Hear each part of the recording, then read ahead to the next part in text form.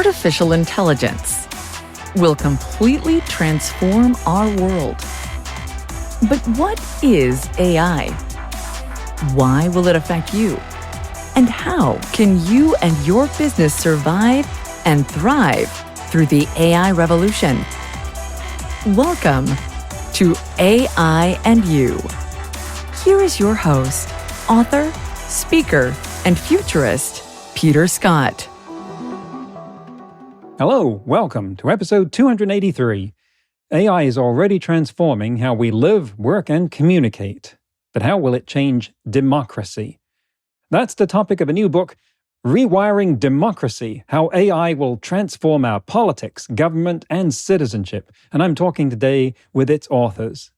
Bruce Schneier is an internationally renowned security technologist and the best-selling author of 14 books, including Data and Goliath and A Hacker's Mind. He's a lecturer at the Harvard Kennedy School and a board member of the Electronic Frontier Foundation and chief of security architecture at Inrupt. Nathan Sanders is a data scientist focused on making policymaking more participatory. His research spans machine learning, astrophysics, public health, environmental justice, and more. He has served in fellowships and the Massachusetts Legislature and the Berkman Klein Center at Harvard University. You can find his writing on AI and democracy in publications like the New York Times and The Atlantic. We're going to be talking about this fascinating and scary intersection of AI and government, of AI being used in making legislation, the concept of democracy as an information system, ways AI can transform how citizens engage their governments, regulatory responses to AI from the US and around the world, and how the judicial branch can use AI. So let's get right to the interview. Bruce Schneier and Nathan Sanders, welcome to AI and You. I'm really happy to be talking to you about your upcoming book, Rewiring Democracy, How AI Will Transform Our Politics, Government, and Citizenship. And this is remarkable for how it goes straight into some of the most contentious and difficult issues of the intersection of AI and national and international governance. You start out with a quote from J.D. Vance saying, "The AI future is not going to be won by hand-wringing about safety." And I just wanted to ask initially, how does that sit with you as security experts? As the security expert, that worries me. And it's less about safety and more about security, about accuracy, about unhackability. If we're going to use these systems, they have to be trustworthy. And they're not going to be trustworthy if they're not secure.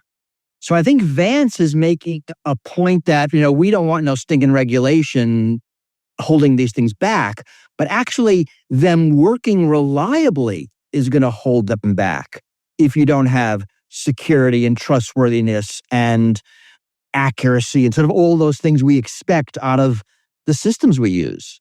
But when we're talking about something as personal or subjective as democracy, is reliability sufficiently well defined? If it's okay, could I go back to your previous question and just chime in with the point there? Sure.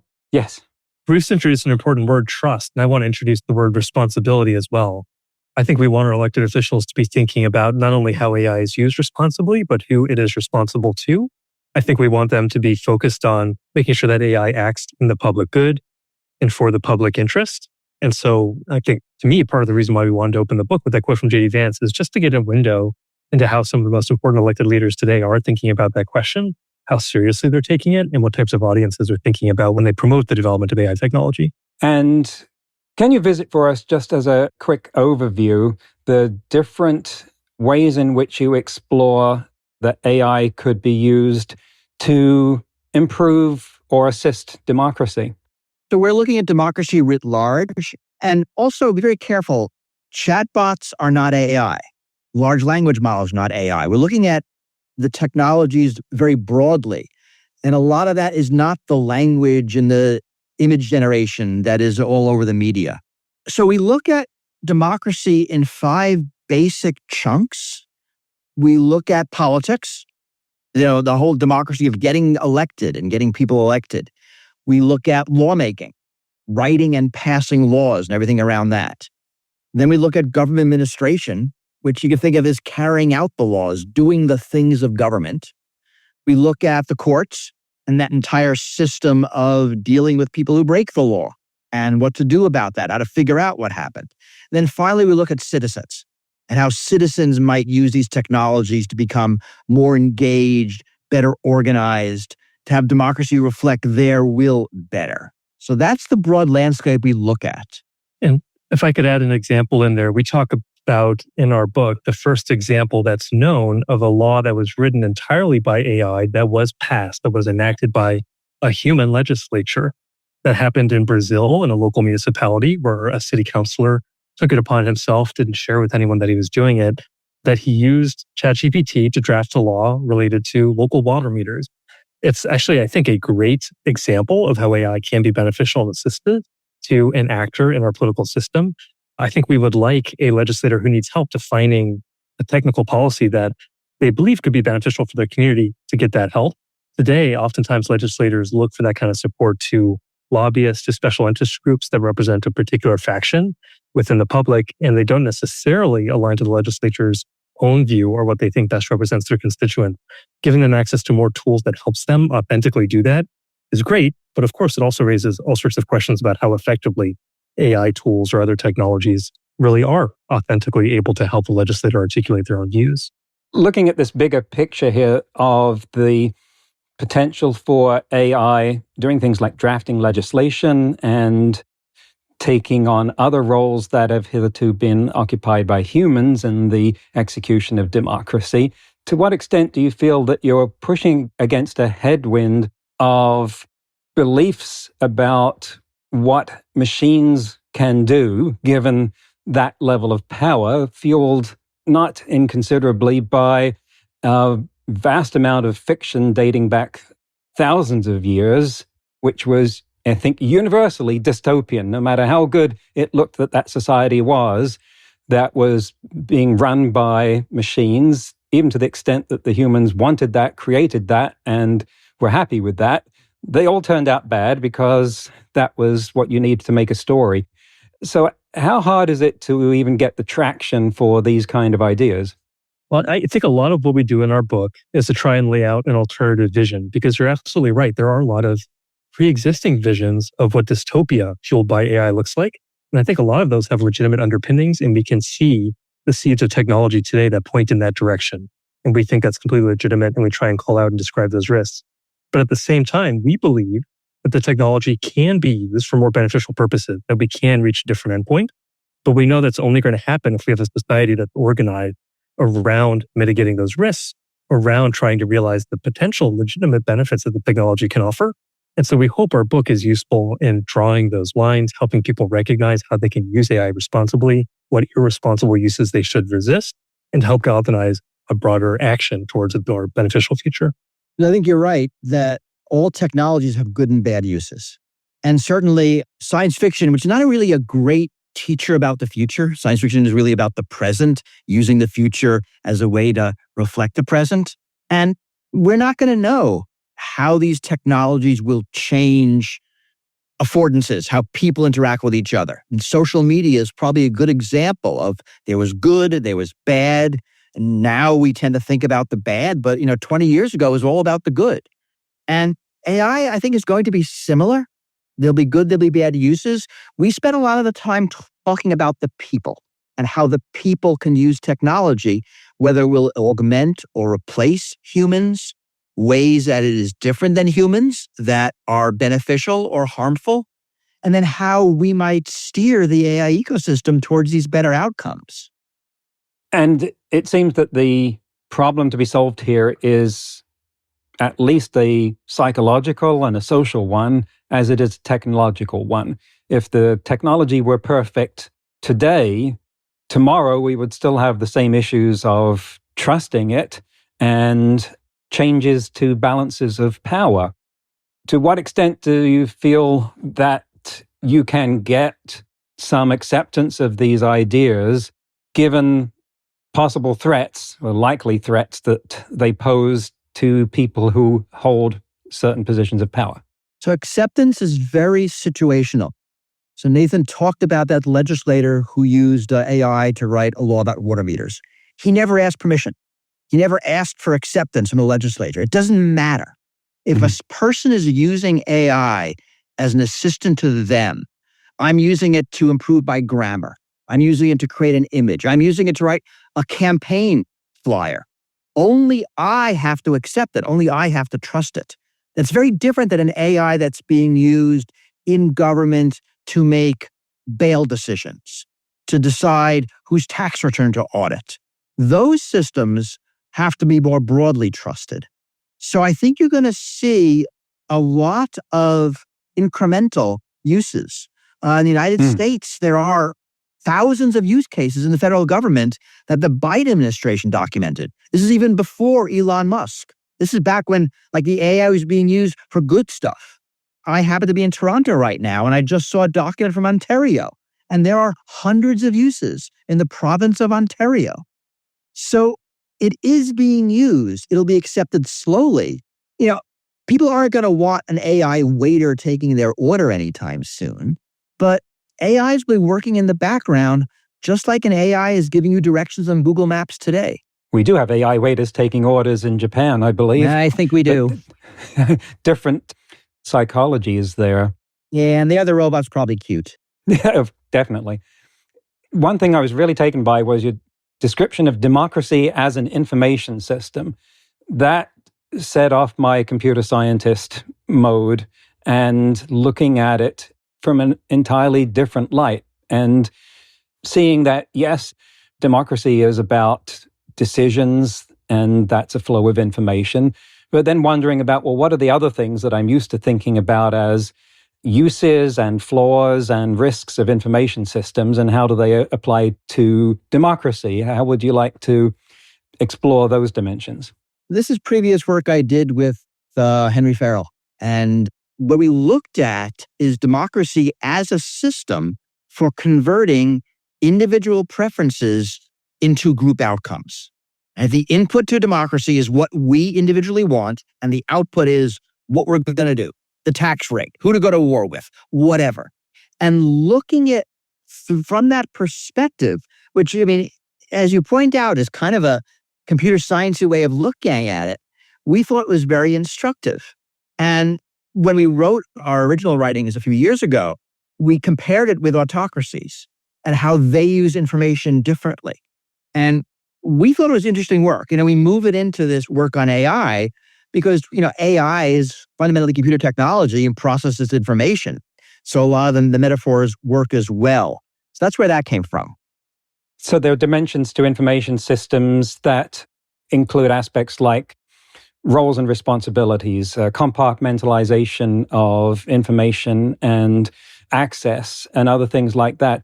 Nathan, how would you say that those kinds of cross-cutting concerns show up in democracy? I think one of the most exciting, potentially beneficial capabilities that AI introduces to democracy is the ability to somewhat tear down that compartmentalization, or to at least increase the bandwidth and the exchange of information between different systems within our democracy. This is really near and dear to my heart and close to my work. Here in Massachusetts, I've been part of a team that's built what we call the Massachusetts Platform for Legislative Engagement, an online digital technology tool that makes it easier for every resident in Massachusetts to convey their perspective on every bill to the legislature. Historically, that's a very hard problem. Not everyone has time to read and study up on every bill, of course. And by the way, the legislators don't have the bandwidth to receive information from more than a handful of constituents. But technology can be legitimately helpful here.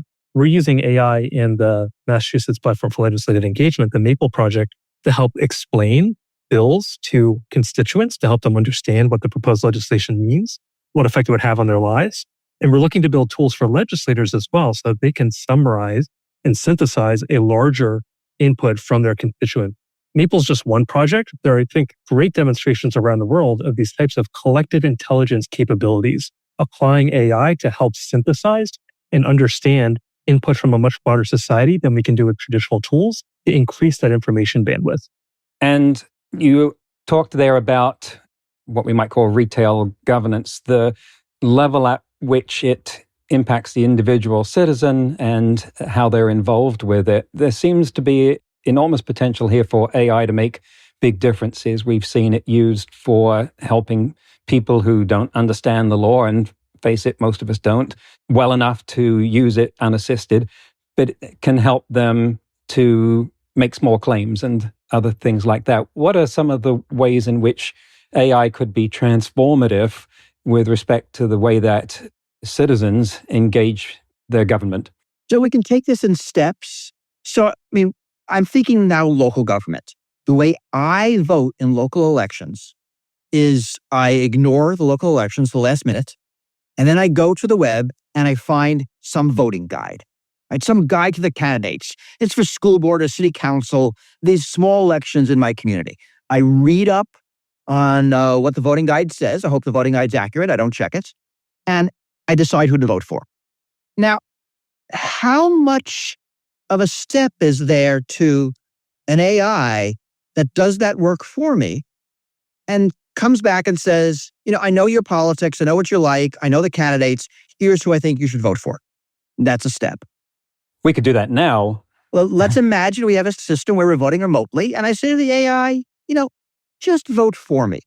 I trust you, you know me, you know the candidates, do the voting for me. We probably can't do that with current laws, but we can imagine such a system. And now, if you have a system that does that knows my preferences, knows the issues of the candidates, makes the decision, and does the process, suddenly voting becomes trivially easy. I don't care if there are 50, 100, 200, 10,000 things to vote for. So we can imagine a world, this is science fiction-y, where there's a lot more direct democracy, where there are hundreds of ballot initiatives, where elections happen every other month. I'm making this stuff up, and maybe it's a good idea, maybe it's not.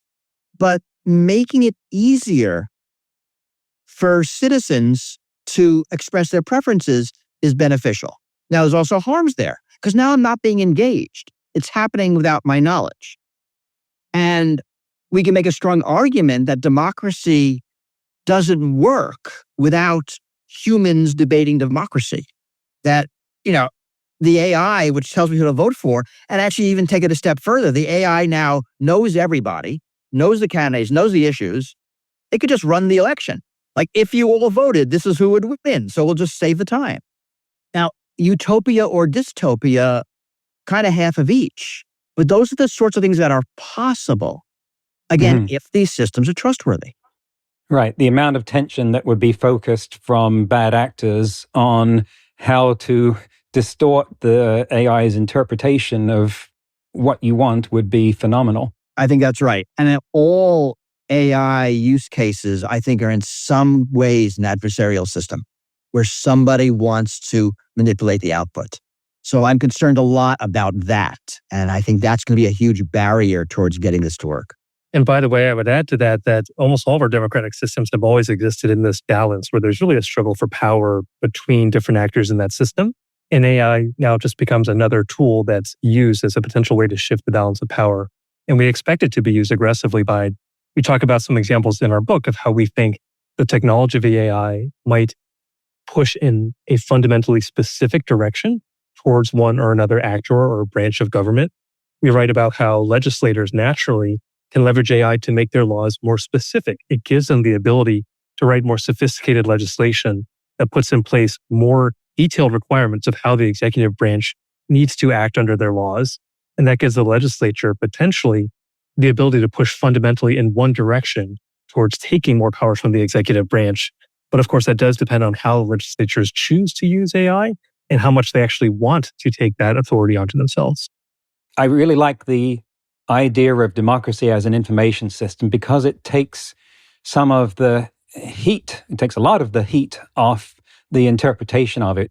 It's not looking at it as a cage fight between the forces of good and evil, which isn't the definition, but it sure seems to be the way it shows up these days, and frames it instead as this more objective problem to be solved that's amenable to technological solutions.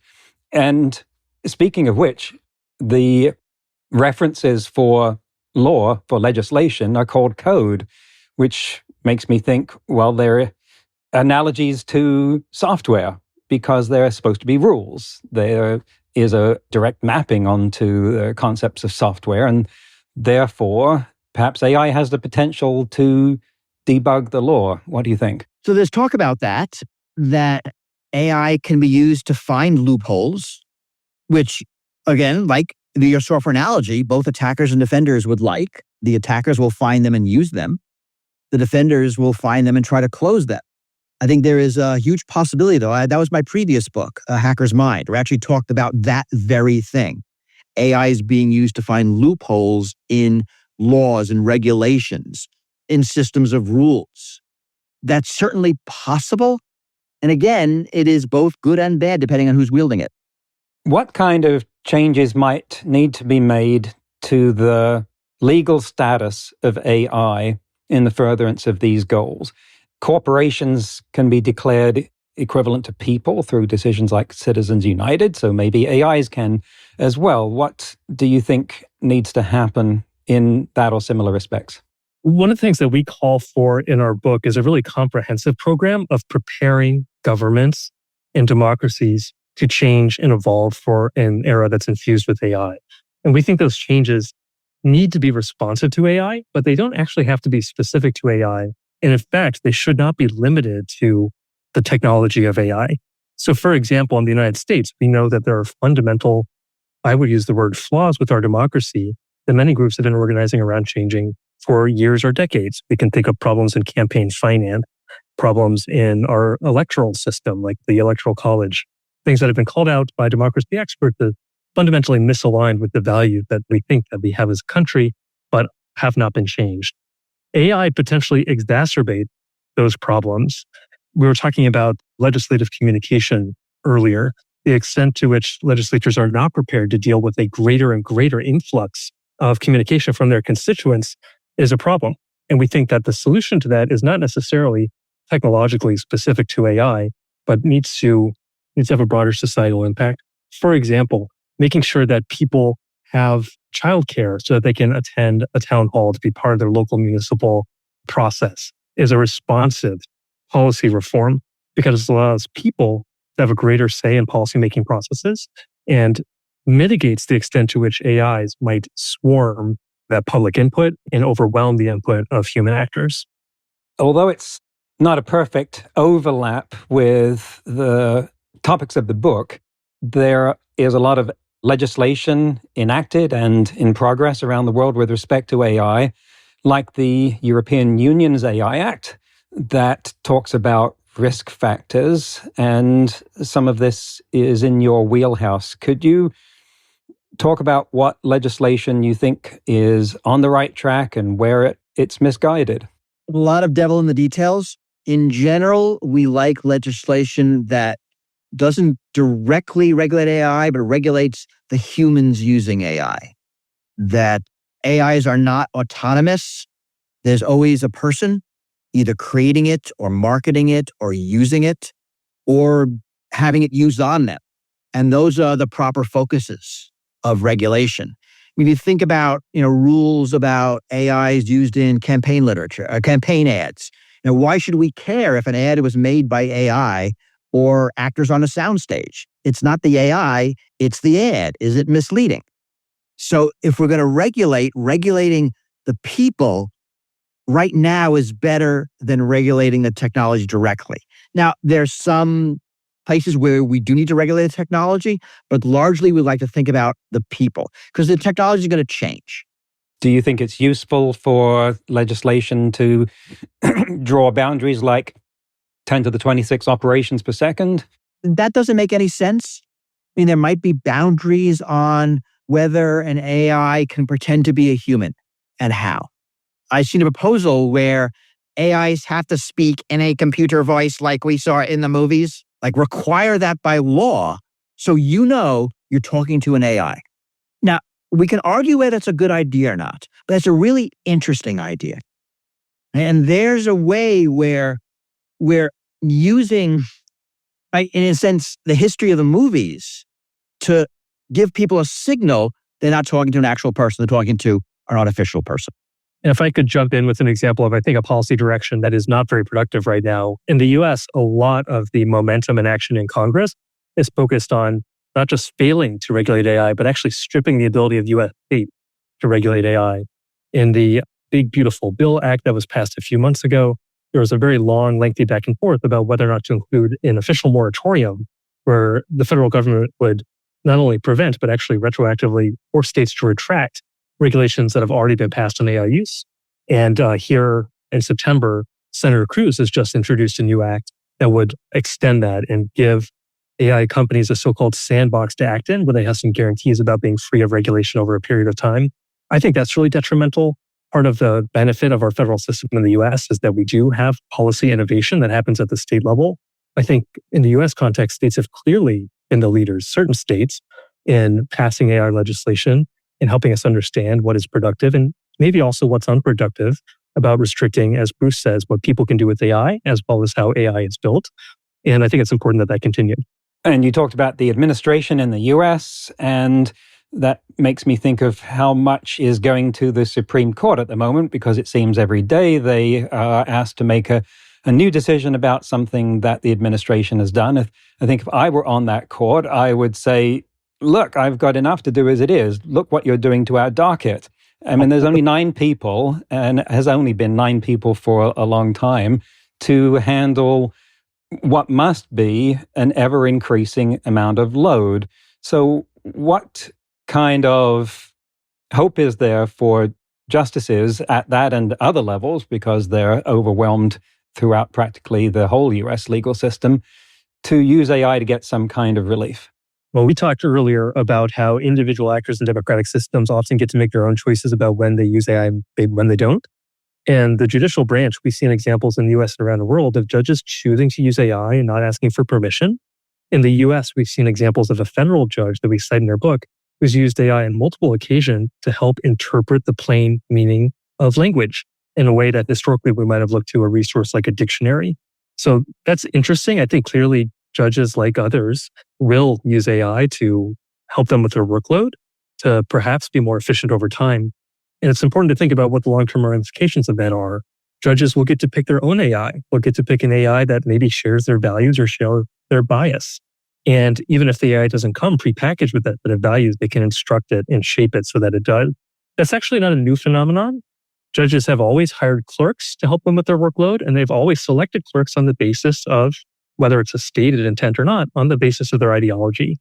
AI just gives them the ability to do that at a far greater scale and far faster, and to have, frankly, much greater control over the actions of that assistant than you could ever have with an actual human being.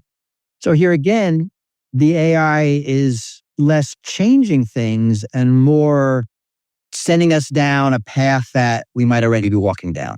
I think that's a lot of what we see right now. That's the end of the first half of the interview. Next half, next week. So how does this land with you? We're talking about AI being involved in that most intimate and essential of human activities, governing ourselves.